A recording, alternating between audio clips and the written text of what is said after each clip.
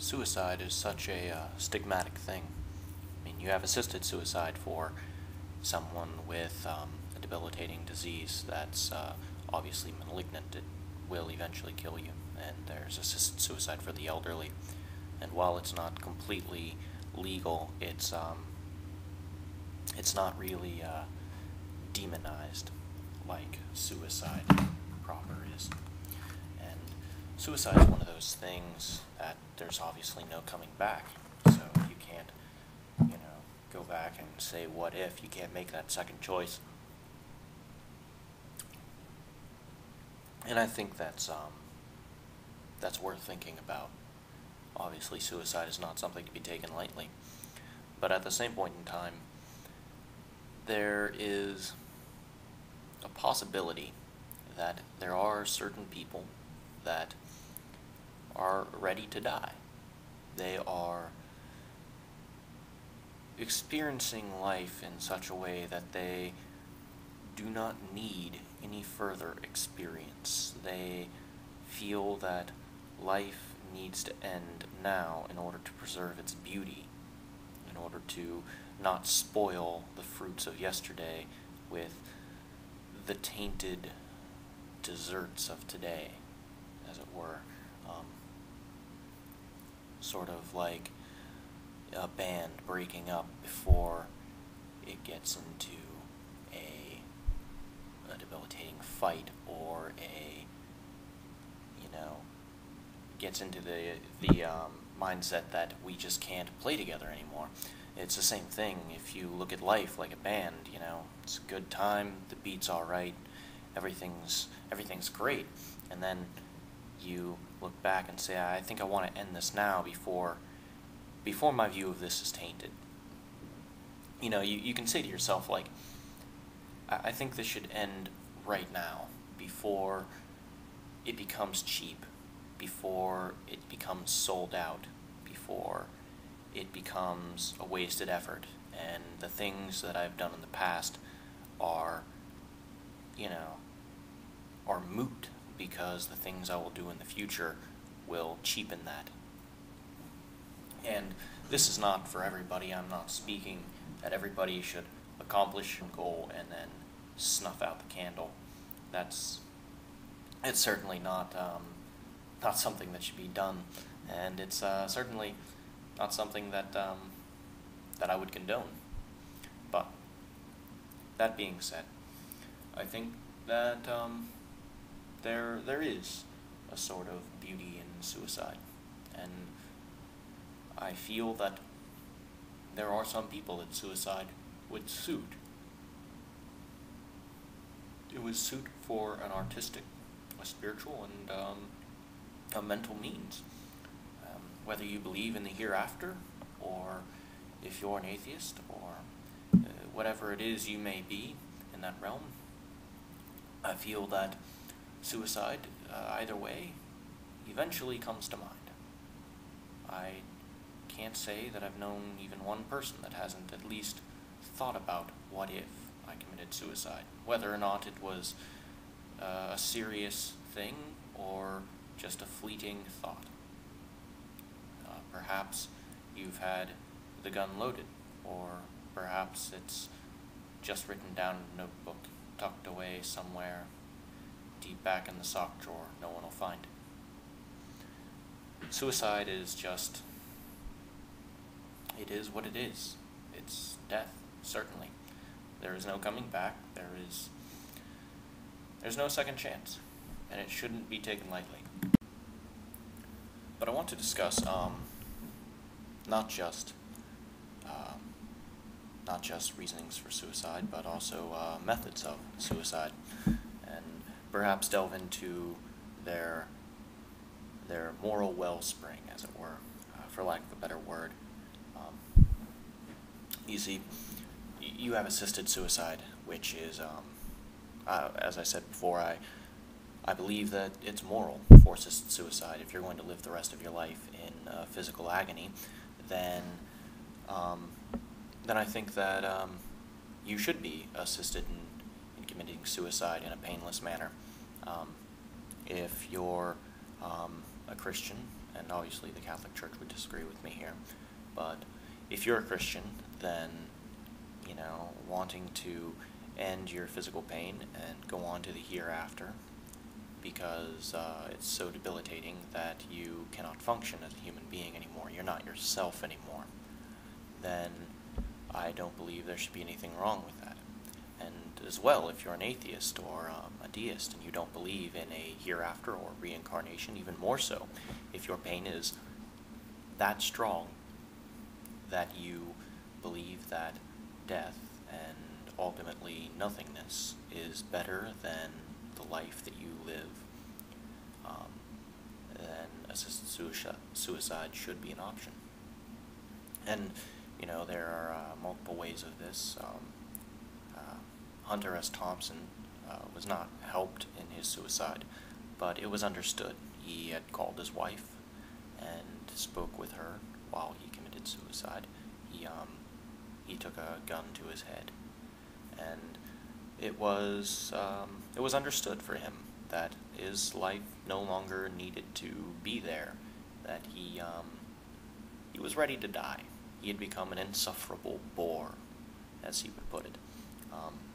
His pain was so great that he no longer desired life, and I don't believe that he should be.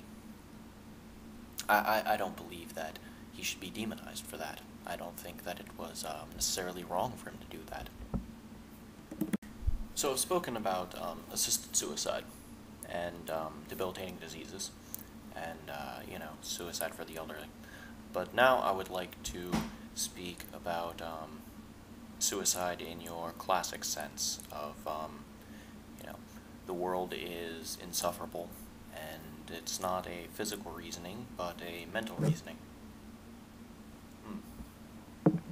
Now, you have a number of different methods. You have a lethal weapon, a knife, a gun,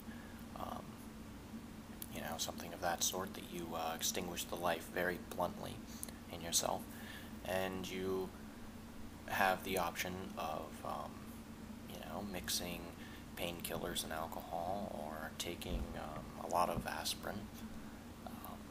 And that of course doesn't always work.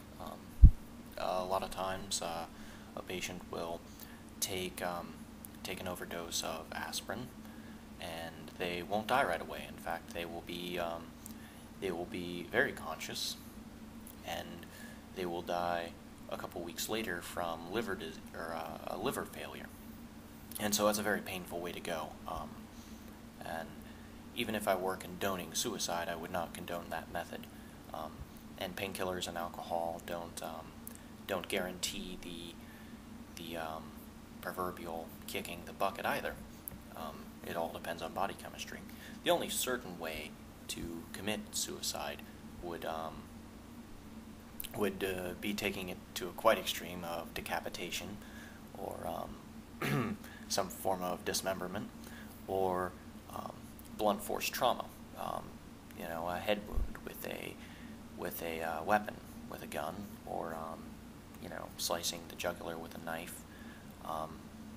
And you have your other methods of suicide: slicing your wrist, sitting in warm water. But you can always be found, and of course, with the stigma of suicide, you would at least try to be saved. And these methods, these are all your classic methods of suicide. But what if suicide were not stigmatized? What if it was understood that when a life was ready to be extinguished, when that person was ready to call it quits, whether it's from depression or just an emotional breakdown, or any number of things. I'm sure there's been very mentally stable people in the past that have just decided that it was time to die, whether it was a logical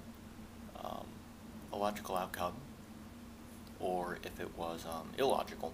I'm sure they were mentally stable.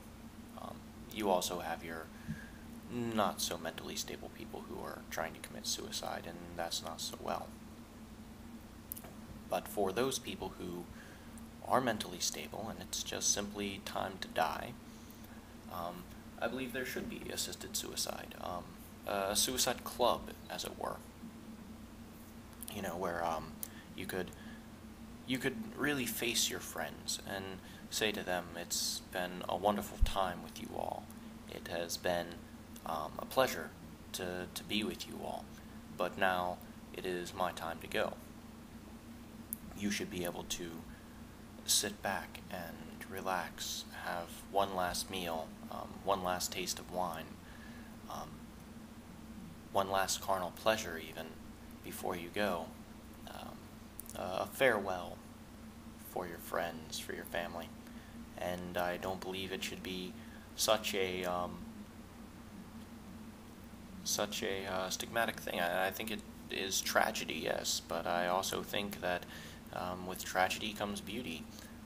Romeo and Juliet syndrome, where it's beautiful in a certain sense, but it shouldn't be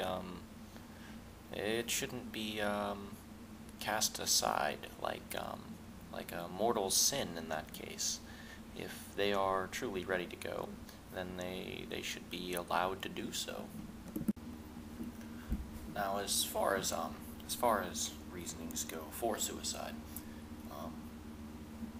I've delved into them a little bit, but you have quite a number of them from you know heartache or separation of a loved one, a family member dies, or likewise commits suicide. Um, you know, these things can cause trauma, and they can unstabilize a person's mind to the point that they just ache so much that life hasn't become something that they had imagined, or that they really want to live in anymore. And I think that help should be sought, obviously, but I do believe that after a certain point, a person knows themselves and they know whether they want to live or die. There's a very nihilistic reason as well for suicide. Um, you know, I find myself delving into a thought that if displeasure outweighs pleasure to the point of an unbalanced scale, then why should we suffer any longer? Why should we ultimately stay alive in order to only suffer more displeasure that outweighs the pleasure that staying alive would bring you? Logically, it doesn't make sense if that is your life, if you are doomed to that existence. And I don't believe that can really be quantified, even, because pleasure is such a personal thing. What is pleasure? What is more pleasurable to one person than is displeasurable to another? That these are things that you can't really say for certain. No doctor can tell you this will be more pleasurable than anything else, and this experience, though it will cause you displeasure, will not outweigh this experience that causes you much pleasure. Does the taste of wine in the evening give you more pleasure than the hangover the morning after? You can't quantify that, and I believe that every person really has to decide that for themselves ultimately. There's no doctor, there's no shrink, there's no one that can really help you in this. But I think there should be. There should be someone that can help you in this. Not to tell you these things, but to help you discover these things with an unbiased opinion.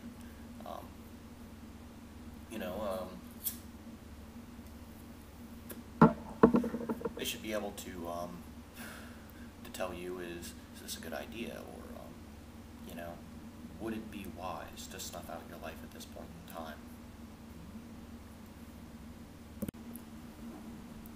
So, one thing that I haven't quite been able to come to terms with is when a person is of a stable mind and they've arrived at a logical conclusion that suicide is the best option. Um, uh, when can you tell if a person is of a stable mind, or if they are, or if they are not of a stable mind, if they are psychotic, if they are delusional? In this society, um, delusions and psychosis, um, they're for the mass now. It's not just a my neighbor's friend has a psychosis or is delusional. No, it's my aunt or my father or my brother or me. Um, it's close to home now, and I don't think it's so easy to tell anymore if someone is of a stable mind. What is a stable mind even? I'm sure people who have a psychosis believe that they are of a stable mind. You are you, and of course your opinion's going to be biased towards yourself. So you can't really quantify that either. Not for yourself anyway. You can't say I think this, so I'm of a stable mind. I think there are telltale signs, whether you are or not. Suicide should not be a prerequisite of this. Just because you have suicidal thoughts doesn't necessarily mean that you are not of a stable mind. As I said, Hunter S. Thompson was of completely stable mind when he made the choice to commit suicide. It doesn't have to be such a psychotic thing. But when is the choice of suicide the right choice, if ever? I myself have thought about it, and it truly does come down to with a lack of a moral compass, so to speak. My own idea is when displeasure outweighs pleasure, and there is no foreseeable time in the future where pleasure will really outweigh displeasure, where there's a point in living anymore. And there's other things to think about. An altruistic person will think about the wake of sadness they'll leave behind, and that should be taken into account. Obviously, if you have loved ones, family members, friends, pets, then these people must be taken into account. For suicide will truly it will tear apart the fabric of these relationships if it's a close knit group.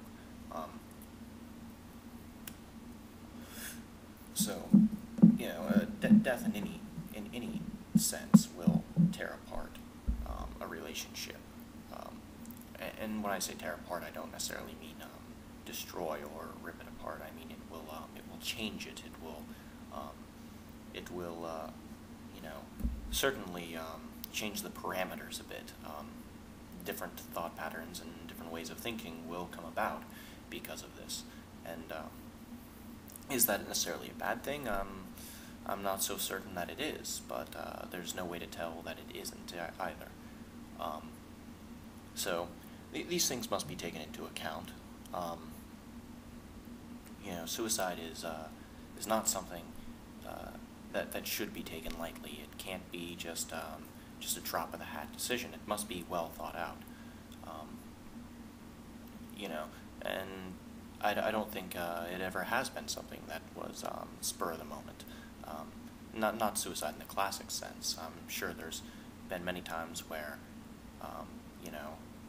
you will come to a decision that you have to face very suddenly, and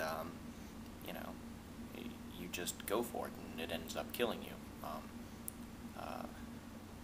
a rather cheesy example, but in Point Break at the end of the movie, Bodhi ended up going into a big wave, realizing that he probably wouldn't come out of it. And it wasn't suicide in the classic sense, but yes, it was suicide. He realized that chances were he was not going to make it out alive. So, was this well thought out? Perhaps not, but it was a spur-of-the-moment decision. But to actively take someone's, or your own life, to actively do this, I think it should be well thought out. It must be. I don't think that that anyone just up and commits suicide. That they just, take the gun or the knife and extinguish their own life. Even if it is only a matter of a few minutes, within these few minutes, it's thought about. It is compressed and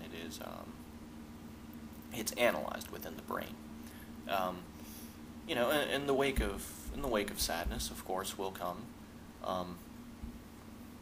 But perhaps the person committing suicide is not the only one at fault here. Why is suicide stigmatized like this? Is it because we do believe in a hereafter, or is it because we don't believe in a hereafter? There's so many different paths to go on here. But I would like to present a precarious, perhaps an unorthodox path here. But yes, what if suicide were thought about in such a way that it was not a absolute bad thing, that it was taking your own life in the prime of your life, in the prime, that it was a good thing, that you were extinguishing your own life in a sense to preserve it, to say, I would like to be remembered in this state rather than my worst, or just a very mutual understanding. What if friends and family could all be understanding of that? This is something that I've thought about, and this is something that I believe will preserve me. I don't think they should be demonized for that. I don't think this relationship has ever really come to pass in a true sense, albeit it's probably been discussed in movies, but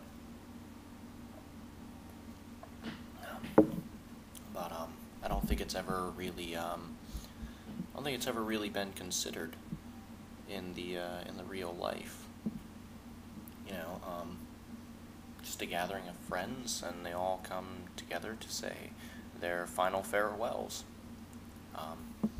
And if it were looked at in that sort of manner, I believe that suicide could be turned around on its face. It doesn't have to be looked at in such a negative manner, at least not in that sense. So that's just something that I've thought about, and I think it's worth thinking about, for better or worse. I don't condone this. I don't not condone it either. I don't really have too much of a bias one way or the other, at least not that I really want to output. But yes, I hope it's thought over, and yes, that's my thoughts on suicide in a nutshell.